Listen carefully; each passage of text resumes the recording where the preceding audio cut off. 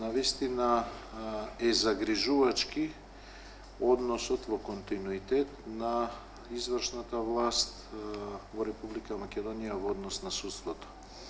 Ние имаме закон за судски буџет кој што е во сила веќе неколку години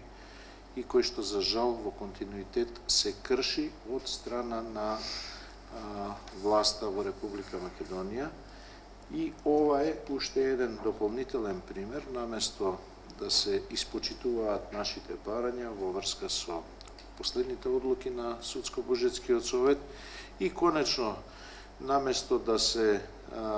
испочитува јасната, прецизна законска обврска за начинот на финансирање која што е регулирана со закон, дури и тие средства кои што доскоро беа за повеќе од половина во однос на законски нормираните износи дадени на располагање на судската власт, дури и таквите средства се намалуваат. Така да ние сега наместо предвидените законски 0,8%,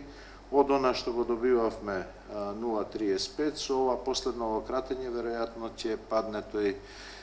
процент на уште помал и повторувам, мислам дека овој судски совет треба да реагира веднаш со писмо до владата на Република Македонија и да инсистира при ребалансот на буџетот да не се крати ништо, туку напротив, да се почитува законот и да се дадат дополнителни средства за сите оние потреби кои што судовите, односно судската власт ги имаат и за кои што постои навистина голема потреба. Нема потреба да дискутираме понатаму за што се треба за се она што за кое што веќе Судско-буџетскиот совет има расправа. Благодарам. Ова со кратење на буџетот во судство, ова е загрижувачки многу години. Но ја жалам што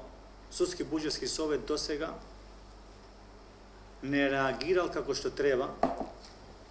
за да го заштити судството и да го добија тој захози што му следат, значи, средства на судство. Па поради факт, ние имаме, да не кажувам, барам ја што сум тука близко 4 години, секои 4 години судството има проблем со кратење на пари, во секој ребаланс кратење на пари, не се дава тоа што требало, но искрено жалам, Судски буџетски совет ништо не направи во тоа насока. Освен тоа што можеби, не знам сега зашто ние не сме членови на тоа тело што раководите вие како председател, искрено да ви кажам, значи ние прв пат, значи ова е прв пат во Судски совет да се известуваме за некаква работа за кратење на пари, за финансија на буџетот на судството. Не знам дали имало и некогаш, не памтам јас, само ова е прв пат што ние се известуваме дека се кратени уште,